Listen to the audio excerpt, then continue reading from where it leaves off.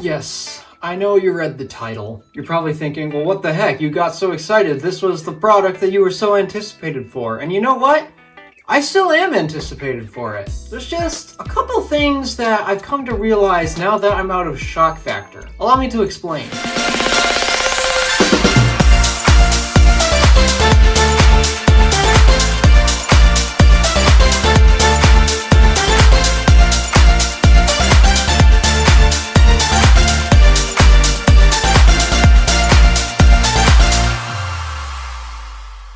So I know that the new iMac has been very controversial, to say the least. I mean, even the guy on YouTube who is formally known as the Apple Sheep, how is it that even he hates this thing? He's the Apple Sheep, and yet he hates the new iMac. So clearly, there's some controversy going on. Let me address my opinions on this thing so that way we can actually get a feel for what's going on here. First of all, let's break down the whole things that people are constantly being controversial about. Let's talk about every single part of it individually. First thing, we finally got colors again. And you know what? Most people like this. I'm one of the people who likes it. Though people keep complaining about the colors for some reason. I mean, what do you want? Do you want colors? Do you not want colors? I mean, you say you want color options, but they keep saying that they hate the colors. What's your problem? You shouldn't have a problem with picking any of these colors except if you want black, because evidently that's the main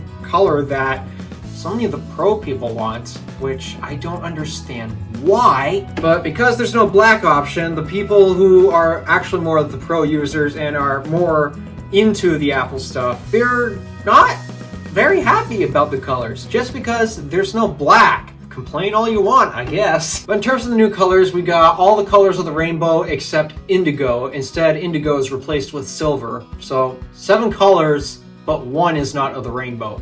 1 actually forms it. Alright, the second biggest thing that everyone is constantly complaining about, which this really has spiked more people than the colors thing.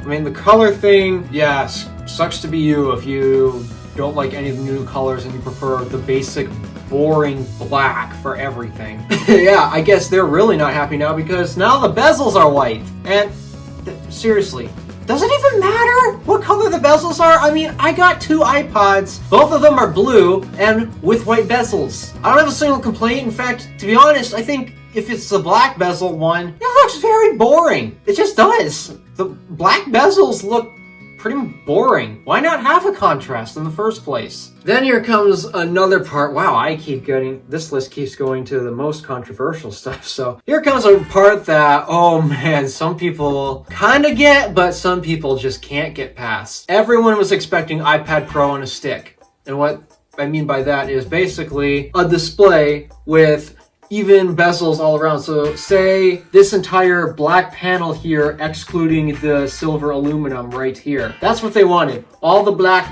bezel here and nothing else. Unfortunately, they got more than the one size bezel all the way around. We also got the chin still. Some don't like it, some are okay with it, but the biggest question that so many people are asking is, the iPhone's gotten past the chin problem, the iPad's gotten past the chin problem, so why can't the iMac, and keep in mind, there's supposed to be these larger devices, which means you got more room to work with than normal. Why did we have to get a chin? Because typically when you're putting a chin on a device with a display, that chin is typically housing some important components. That's because of something that Apple has decided to try and attempt, which, I'll be honest, I am very shocked if they managed to do it. The whole design is super thin, like 11.5 millimeters thin. The thickness of the iMac is even smaller than the length of the headphone jack. So because of that, it's kind of so thin that you only got so much room to work with when it comes to putting stuff behind. In fact, because of that, well, not only do you have the glass to fit in that thickness, but also you have to fit the pixels and the backlight as well as the ribbon for the cables and all that. It's not exactly easy. To make it easier to fit the rest of the components, why not just put them in the chin? I mean, it makes it easier for arranging things, which, wow, actually, yeah, things are very well laid out from the looks of it. Like it or not, the chin was here to stay. It's kind of the last time we're actually going to be able to recognize the iMac, if you hadn't noticed, because once you remove the chin, you won't be able to recognize it as an iMac anymore. Because most monitors are pretty dang close to getting rid of the chin. Some have already gotten rid of it. I mean, you can't even tell the iPad apart from the Samsung Galaxy Tab S7 because literally they look exactly the same. Put the same wallpapers on them. You can't tell what's what. So if you want to be proud of the machine you have, or you want to show people, hey, I have an iMac, you need something that you can instantly recognize and tell is an iMac. And for the iMac, it's the chin. Another cool thing about it though is the crazy thin body, like I mentioned. 11.5 millimeters thin. That's crazy! That's crazy! Let me get a tape measure real quick. Let's see how thick this guy is. That's a decent 2 inches thick. So, yeah, that is crazy thin. Yeah, there's a big difference between the thickness of this guy. And even though, yeah, the previous iMac was thinner than this guy, that's so crazy thin. And while, yeah, some may see, well, does it really have to be that thin? Due to the fact that I need to put this somewhere in a really tight spot when I'm making my music, I can appreciate the thinness of that thing. Another new thing that you can't really complain about, to be honest, is we got new peripherals. Well, sort of. I mean, the Magic Keyboard has gotten a slight redesign in terms of the shape. I don't know why they need to change the shape, but okay. But now it is color matched with your iMac. Oh, that's nice. And if you're willing to spend more money, Touch ID. So the Magic Keyboard now has Touch ID. It's color matched to whatever color iMac you get. And the Magic Mouse is now also color matched to whatever iMac you get. Well, on the bottom at least. The top of the Magic Mouse, nope, that's still white. So those are some of the basic things that, to be honest, I really don't have a problem with. But I mentioned in the title that I'm not buying this iMac. And why is that? Well, it's mainly because of these 3 details. First one up is Apple's M1 chip. Now, how could that be a problem? It's like the most powerful processor in the world to this day, because it's kicking so many of the other competition's butts. I mean, Intel is really in a pickle right now. So why would I not want to get the M1? Well, it's actually got something to do with a separate purchase I'll be making as well. Not only am I trying to get a new iMac, because, I mean, this thing may be old, but my other Mac, my 2011 MacBook Pro, not really much better. I mean, it's slightly better, 2 years newer, but yeah, we're a bit old and slow. So I will be upgrading my laptop as well, and that's actually the problem. The laptop I'll be upgrading to when it comes out is Apple's 16-inch MacBook Pro, because I am not going to try working off another 13-inch display again. I hate it.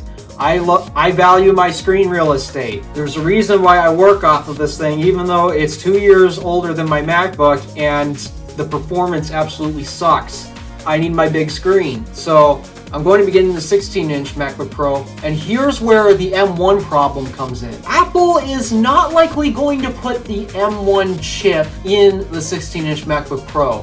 They're most likely going to put in the more powerful variant of it that's still yet to be released, the M1X, for the Pro users, because for some reason, Apple has to save the bigger screens for the Pro market and leave the average people the smaller stuff.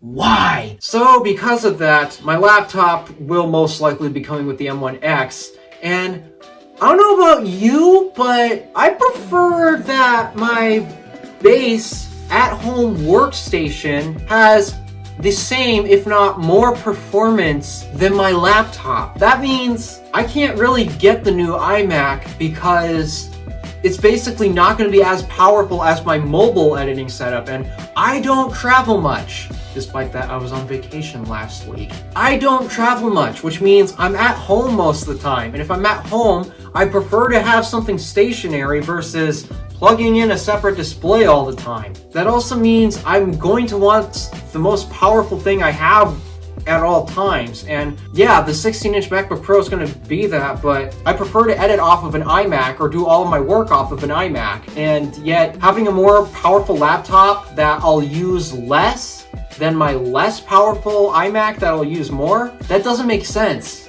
To me, that just doesn't make sense. So that's the #1 deal breaker. Now, I'm not saying the M1's a bad chip. It is amazing. But the problem is, it doesn't make sense for me to use the less powerful option more than the more powerful option just because of form factors. And you know, it kind of sucks because I'm actually already doing that now, and I really want to change that. Because this thing is not as powerful as my MacBook Pro, and I really want to change that. So M1 is one deal breaker, and it's not even its own fault. Though here's another part of that is a deal breaker as well, that kind of is the M1's fault. I/O. The I/O on the new iMac sucks. That is one of my biggest complaints that I will not take back. The I/O sucks. While it does have 2 Thunderbolt 4 ports, 2 USB-Cs only on the higher end? What? I mean, people also plug things in. Just because the I/O is on the back and is kind of inconvenient doesn't mean people will plug stuff in. We have these things called flash drives. We also like to attach external monitors because I'm a multi-monitor guy. The only reason why this is not hooked up to a monitor is because for some reason video output is not working properly. But when I do get a new iMac, I'm getting more monitors attached to it. I'm a multi-monitor person, and the 24-inch iMac, that is horrible for multi-monitors. I mean, technically you can attach one to it, but I'm not attaching one extra monitor to it. I'm attaching 2. At least that's my plan. So yeah, monitor support, that's absolutely horrible just because there aren't that many connections for one in the first place. And if you get the very base model with just the 2 Thunderbolt 4 ports, that leaves 1 for a display, if you want one, and 1 for an external drive or a jump drive. That's bad. That, to me, that's just horrible. It's slightly improved with the higher end just because you get 2 more ports, though they're not full speed. The I/O is just bad, and you wanna know why it's bad? It's actually because of limitations on the M1.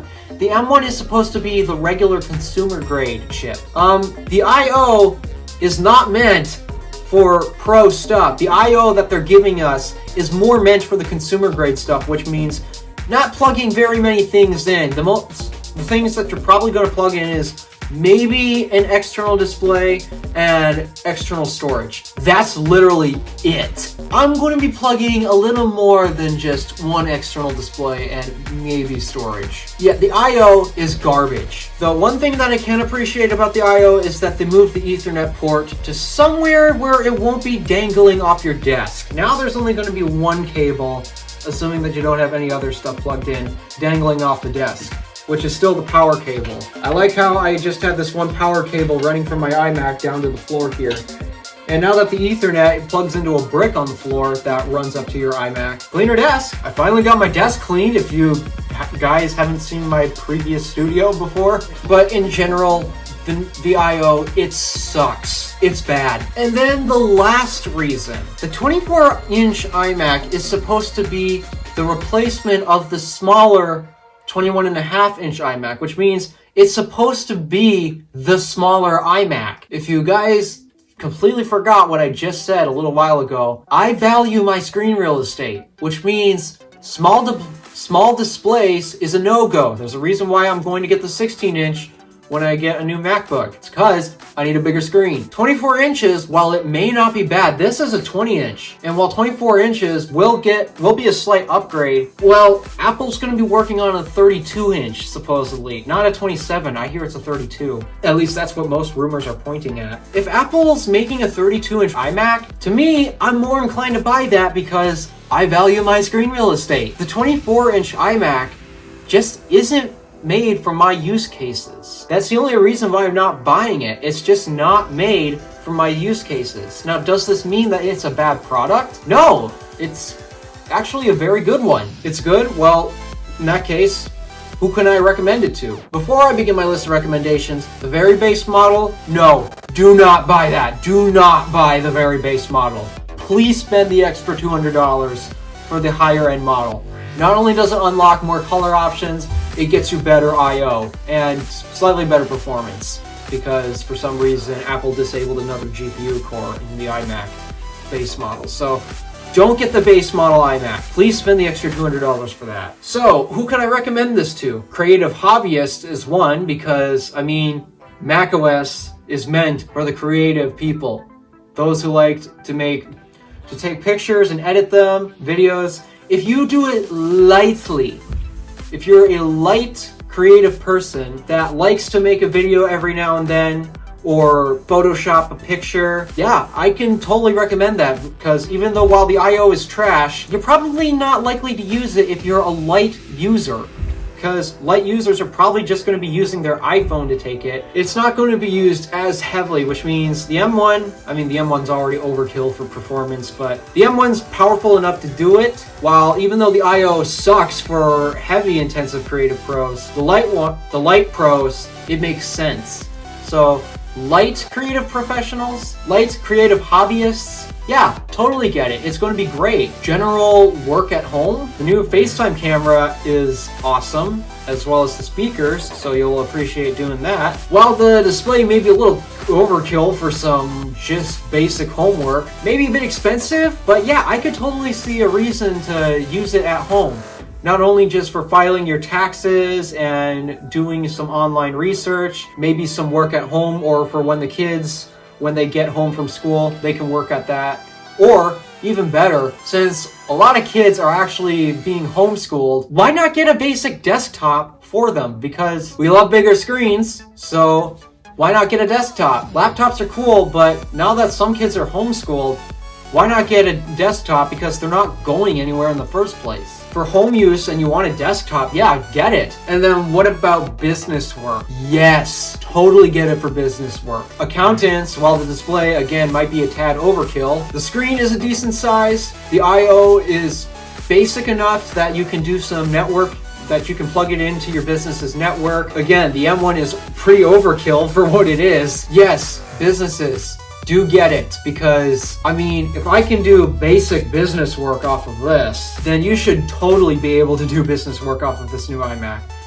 So yeah, businesses, get it. And then the last people, well, if you want Mac OS, while the Mac Mini may be cheaper, I still recommend getting the iMac, because it's an all-in-one. Everything's all in one. So that's the reason why I'm not buying the iMac, the 24-inch iMac. It's just because those three things do not fit my criteria in making an upgrade.